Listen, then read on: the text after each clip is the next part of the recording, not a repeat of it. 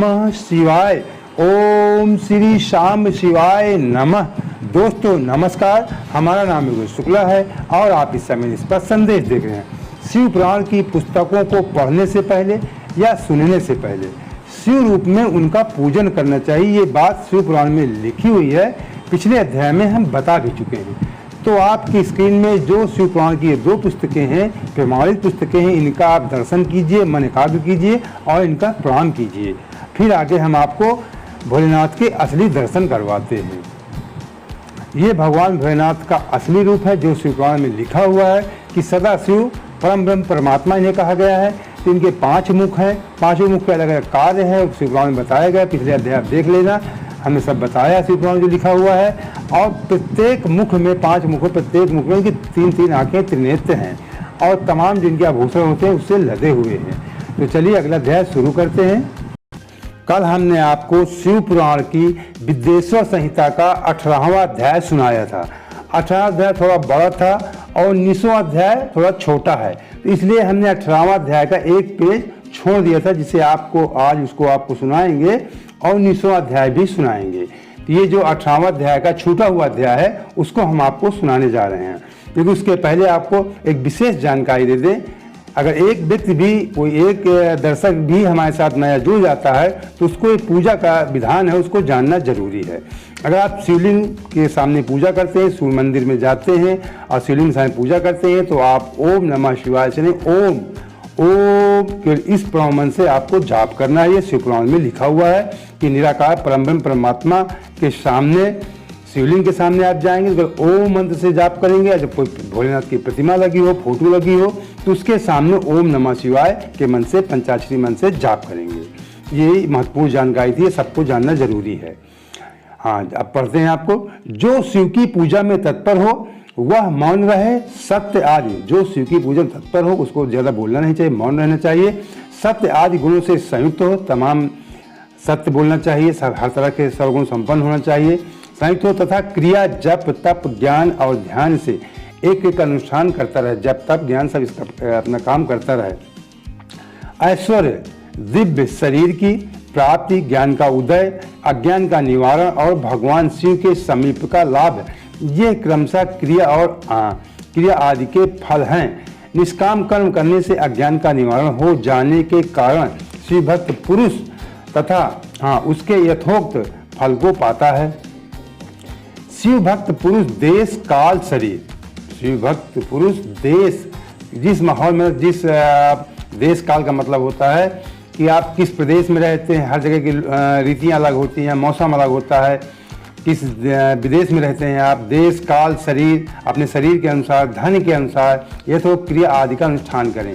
मतलब कहीं कहीं पे कोई सामान मिलता है, किसी देश में, किसी प्रदेश में कोई फूल मिलता है, कोई फल मिलता है, इसका मतलब ये है अपने शरीर सक्षम है, कमज़ोर है, इस तरीके, कितना पैसा आपके पास है, वो अपने इच्छा अनुसार, मतलब, और जो आपकी वहाँ सुविधा उपलब्ध हो, धन के अनुसार यथो योग्य क्रिया आदि का अनुष्ठान करें, उसके अनुसार अपना अनुष्ठान करें, पूजा करें। न्यायोपार्जित उत्तम धन से निर्वाह करते हुए विद्वान, जो आपके न्याय के द्वारा धन आपको अर्जित किया हो, धन से निर्वाह करते हुए विद्वान पुरुष शिव के स्थान में निवास करें। जहाँ शिव के स्थान हो वहीं पर निवास करना चाहिए। जीव हिंसा आदि से रहित, जीव हिंसा नहीं करना चाहिए, जीव हिंसा से रहित होना चाहिए। यही तो सनातन संस्कृत की खूबसूरती है, इसमें हिंसा को विरोध किया गया है। ये भारत का सबसे मेन आभूषण है, अहिंसा समझ लीजिए। तो इसमें पुराण में भी लिखा है जीव हिंसा नहीं करना चाहिए, क्योंकि भोलेनाथ कहते हैं, ये पिछले अध्याय में कहा भी गया है कि किसी पेड़, वृक्ष और वृक्षों को भी आप शिवलिंग मान की पूजा कर सकते हैं, जीवों को पानी पिला के भी शिवलिंग की आप पूजा कर सकते हैं, प्रत्येक जीव को भी आप शिव समझ के पूजा कर सकते हैं, उसे पानी पिला के, खाना खिला के आदि से। हिंसा, जीव हिंसा आदि से रहित अत्यंत क्लेश शून्य जीवन बिताने, मतलब कलहपूर्ण जीवन न बिताएं, अत्यंत क्लेश शून्य जीवन बिताते हुए पंचाक्षर मंत्र वही होता है ओम नमः शिवाय, पंचाक्षर मंत्र के जप से अभिमंत्रित अन्न और जल को सुख स्वरूप माना गया है। अथवा यह भी कहते हैं कि दरिद्र पुरुष के लिए भिक्षा से प्राप्त हुआ अन्न ज्ञान देने वाला होता है। दरिद्र पुरुष अगर भिक्षा से अन्न पाता है वो इसको ज्ञान देने वाला होता है। शिव भक्त को भिक्षान्न प्राप्त हो, शिव भक्त को भिक्षान्न प्राप्त हो तो वह शिव भक्त को बढ़ाने वाला होता है। शिव योगी पुरुष भिक्षान्न को शंभु सत्र कहते हैं। जिस किसी भी उपाय से जहाँ कहीं भी भूतल पर शुद्ध अन्न का भोजन करते सदा मौन भाव से रहे और अपने साधन का रहस्य किसी पर प्रकट न करे। लिखा हुआ है जिस किसी भी उपाय से जहाँ कहीं भी इस भूतल इस धरती पे आप किसी भी दुनिया किसी को नहीं रहें, शुद्ध अन्न अच्छे भोजन का अन्न करते हुए अच्छा भोजन सदैव करते रहें, सदा मौन भाव से रहें, कम बोले मौन भाव से रहें और अपने साधन का रहस्य जो आपका रहस्य है ज्ञान का साधन का रहस्य किसी पर प्रकट न करें, जबरदस्ती किसी पे प्रकट न करें। भक्तों के समक्ष ही शिव की महात्मा को प्रकाशित करें। जो शिव की में भक्ति रखता हो, जो जानने का प्रयास करता हो, उसे आपको शिव के बारे में सुनाना चाहिए। शिव मंत्र के रहस्य को भगवान शिव ही जानते हैं, दूसरा कोई नहीं जान पाता। शिव भक्त को सदा शिवलिंग के आश्रित होकर वास करना चाहिए। हे ब्राह्मणों, शिवलिंगाश्रय के प्रभाव से वह भक्त भी शिव रूप हो जाता है। शिवलिंगाश्रय मतलब शिव भगवान के लिंग के आश्रय रहने पर वह भक्त भी शिव स्वरूप हो जाता है। चरलिंग की पूजा करने से वह क्रमशः अवश्य ही मुक्त हो जाता है। चरलिंग को बता दूं, चरलिंग पिछले बार कई बार शब्द आया था, आगे भी है। तो चरलिंग का मतलब है कि जो विखंडित लिंग हो, जिसका खंड हो, चरलिंग वही उसी लिंग को चरलिंग कहते हैं। जिस लिंग खंडित लिंग हो एकदम सही लिंग हो। चरलिंग की पूजा करने से क्रमशः अवश्य ही मुक्त हो जाता है। महर्षि व्यास ने पूर्व काल में जो कहा था, मतलब सूर्य जी के गुरु हैं महर्षि जी, सूर्य जी सुना रहे हैं ऋषियों को। महर्षि व्यास ने पूर्व काल में जो कहा था, मैंने जो सुना था उस सब साध्य एवं साधन का संक्षेप में मैंने वर्णन कर दिया।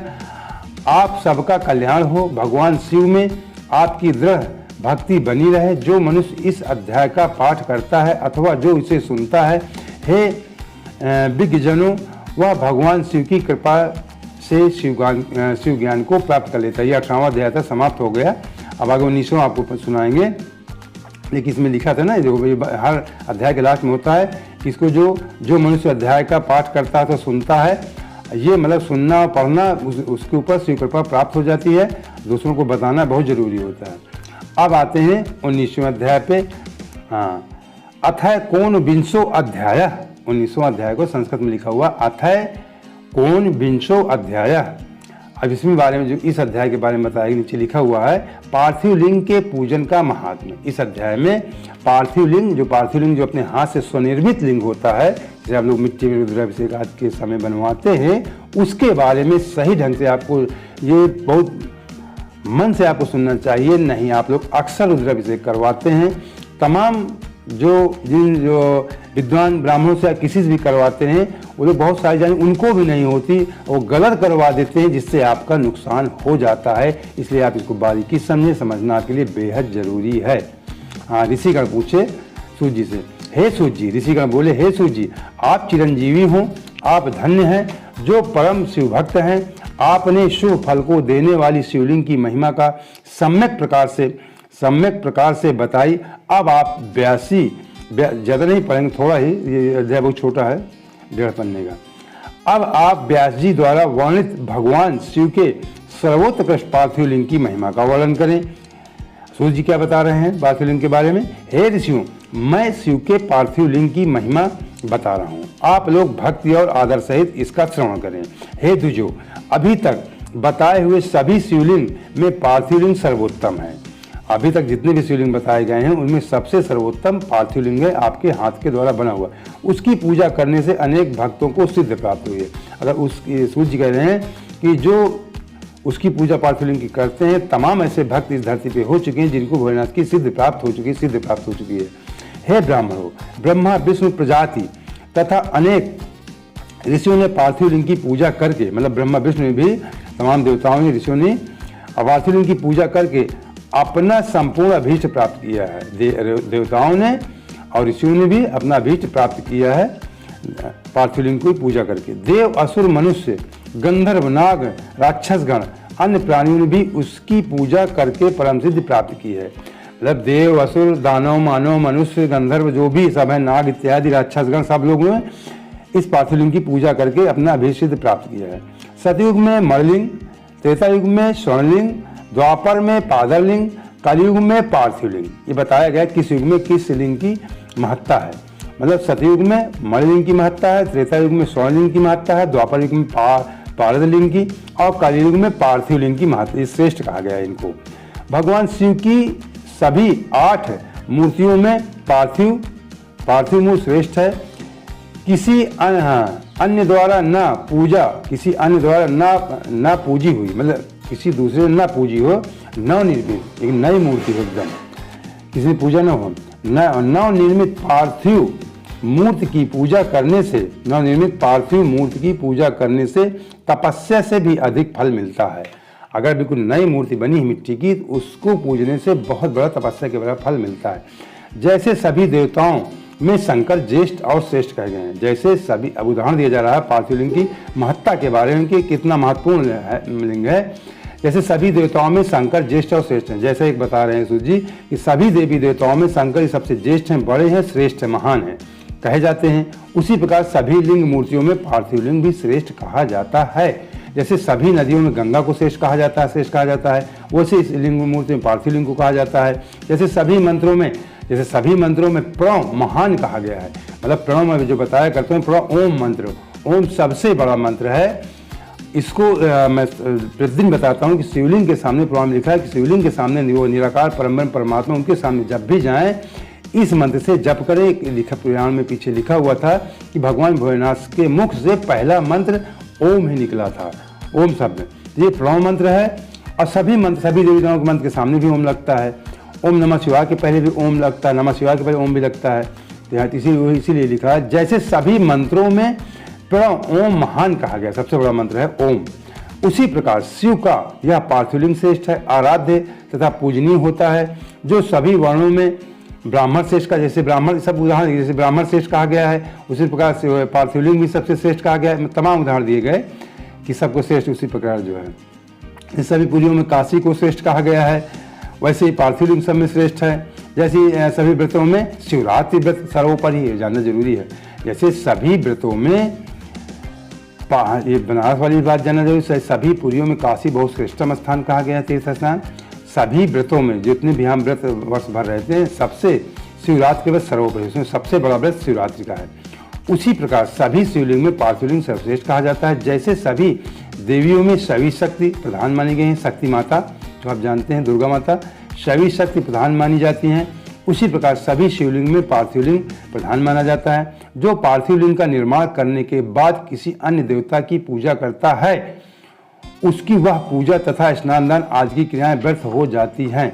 जो पार्थिव लिंग का निर्माण करने के बाद किसी अन्य, अगर पार्थिव लिंग का निर्माण आपने कर लिया है तो अन्य किसी देवी देवता की पूजा मत करिए, नहीं वो बेकार हो जाएगी। उसकी पूजा स्नान दान आदि क्रियाएं व्यर्थ हो जाए, सब बेकार हो जाएंगी। पार्थिव पूजन अत्यंत पुण्यदायी तथा सब प्रकार के धन्य करने वाला, दीर्घायुष्य देने वाला है। यह तुष्टि पुष्टि लक्ष्मी प्रदान करने वाला है। पार्थिव लिंग यह आपको तुष्टि देता है, पुष्टि देता है, लक्ष्मी देता है। पार्थिव लिंग लक्ष्मी प्रदान करने वाला होता है, मतलब सब कुछ आपको। अतः श्रेष्ठ साधकों को पूजन अवश्य करना चाहिए। उपलब्ध उपचारों से भक्तिपूर्वक श्रद्धापूर्वक पार्थिव लिंग का पूजन, उपलब्ध उपचारों मतलब जो भी आपकी व्यवस्था है पूजा करने की, उसके अनुसार श्रद्धापूर्वक पार्थिव लिंग का पूजन करना चाहिए। यह सभी कामनाओं की सिद्धि देने वाला है। जो आपके मन में कामना, सभी कामनाओं को सिद्धि देने वाला है। जो सुंदर वेदी सहित पार्थिव लिंग का निर्माण करके, उसकी पूजा करता है, वह इस लोक में धन धान से संपन्न होकर आनंद अंत में रुद्र लोक को प्राप्त करता है। जो वेदी सहित, मतलब वेदी में जो इस तरह तमाम आप देखे होंगे रुद्राभिषेक लोग बनवाते हैं वेदी आदि, तो वेदी में पार्थिव लिंग का निर्माण करके उसकी पूजा करेंगे, आप धन धान से संपन्न हो जाएंगे। अंत में जब आपका जीवन खत्म होगा तो आप रुद्र लोक को चले जाएंगे, प्राप्त हो जाएंगे, प्राप्त करता है रुद्र लोक। जो पार्थिव लिंग का निर्माण करके बिल्व पत्र से 11 वर्ष तक जो पार्थिव लिंग का निर्माण करता है स्वतः, और बेल पत्रों से बिल्व पत्र 11 वर्ष तक उसका त्रिकाल पूजन करता है, माने लगातार पूजन करता है। त्रिकाल मतलब भंग न हो, 11 वर्ष तक उसका त्रिकाल पूजन करता है, उसके पुण्य फल को सुनिए। वह अपनी इस शरीर से रुद्रलोक में प्रतिष्ठा प्राप्त करता है। रुद्रलोक में प्रतिष्ठा पा जाता है। जो 11 वर्ष पार्थिव लिंग का बिल्व पत्र चढ़ाता है, 11 वर्ष लगातार पूजा करता है, रुद्रलोक में प्रतिष्ठा पाता है, उसके दर्शन स्पर्श से उस मनुष्य के जो ऐसा कर ले 11 वर्ष तक लगातार, उस मनुष्य उसके दर्शन स्पर्श से मनुष्यों के सभी पाप नष्ट हो जाए। ऐसा कोई व्यक्ति मिल जाए जिसने 11 वर्ष लगातार पार्थिव लिंग का पूजन किया हो, बिल्व पत्र चढ़ाकर डेली, तो उस मनुष्य को आप छूने से सारे पाप नष्ट हो जाएंगे। वह जिन मुक्त ज्ञानी शिव स्वरूप है, वो शिव भोलेनाथ का स्वरूप है। इसमें संशय नहीं, इसमें कोई शक नहीं है। उसके दर्शन मात्र से भोग और मोक्ष की प्राप्ति होती है। उसके दर्शन कर लोगे, भोग और मोक्ष की प्राप्ति हो जाएगी, साक्षात शिव हो जाता है। जो पार्थिव शिवलिंग का निर्माण करके जीवन पर्यंत नित्य पूजन करता है, जो पार्थिव लिंग का निर्माण करके जीवन सदैव पूजन करता है, जिसमें वह शिवलोक प्राप्त करता है, वो शिवलोक प्राप्त करता है। वह असंख्य वर्षों तक भगवान शिव के सानिध्य में शिवलोक में वास करता है और कोई कामना शेष रहने पर वह भारतवर्ष में सम्राट बनता है। शिवलोक में रहता है, फिर भी कोई कामना रहे तो पूरे भारतवर्ष का सम्राट राजा बनता है, प्रधानमंत्री या राष्ट्रपति आजकल जो आप कहते हैं। जो निष्काम भाव से नित्य उत्तम पार्थिव लिंग का पूजन करता है, वह सदा के लिए शिवलोक में वास करता है और शिव सायुज्य को प्राप्त कर लेता है। शिव सायुज्य को प्राप्त कर लेता है। यदि इसको आगे पढ़ते हैं, देख लीजिए। यदि ब्राह्मण पार्थिव शिवलिंग का पूजन नहीं करता है तो वह अत्यंत दारुण शूलप्रोत नामक घोर नरक में जाता है। बहुत ये बड़ी बात लिखी हुई है, तो अगर डेली नहीं कर सकते कभी न कभी जीवन में करना चाहिए। वह अत्यंत, यदि अगर ब्राह्मण आप हैं तो जरूर करना चाहिए। यदि ब्राह्मण पार्थिव लिंग का पूजन नहीं करता है तो अत्यंत दारुण शूलप्रोत नरक घोर में जाता है, नरक में जाना पड़ता है। किसी भी विधि से सुंदर पार्थिव लिंग का निर्माण करना चाहिए, किंतु उसमें पंचसूत्र विधान नहीं करना चाहिए। उसे अखंड रूप में बनाना चाहिए, खंडित नहीं होना चाहिए, अखंड में बनाना चाहिए। खंडित रूप में नहीं, खंडित लिंग का निर्माण करने वाला पूजा का फल नहीं प्राप्त करता। खंडित लिंग है तो उनमें पूजा का फल नहीं प्राप्त होता। मणिलिंग, स्वर्णलिंग, पारदलिंग, स्फटिकलिंग, पुष्परागलिंग और पार्थिव लिंग को अखंडित ही बनाना चाहिए। पार्थिव लिंग को अखंड ही बनाना चाहिए। अखंड लिंग चरलिंग होता है, शुरू मैंने बताया था कि जो खंडित लिंग हो वही जो है, जो अखंड हो वो चरलिंग होता है, और दो खंड में जो बना हो उसे अचर लिंग कहा जाता है। अचर लिंग कहा गया 2 खंड में। इस प्रकार चर और अचर लिंग का यह खंड अखंड है। बहुत ही बारीक बात है। तमाम ऐसे ब्राह्मण या विद्वान होते हैं जो गलत करवा देते हैं। वो अचर का मतलब समझते हैं, अचर का मतलब वो समझते हैं कि ये अखंड है। अब अखंड, जबकि ये लिखे हुए अखंड लिंग चरलिंग होता है, मतलब जो खंडित न हो, अखंड हो वो चरलिंग है, और जो खंडित हो वो अचरलिंग है। जो मतलब बीच से खंडित हो वो अचरलिंग है, और जो खंडित न हो, अखंड हो, चरलिंग। लेकिन इसमें लोग उल्टा समझ जाते हैं। चरलिंग के लोग जो है खंडित लिंग समझ लेते हैं, और अचरलिंग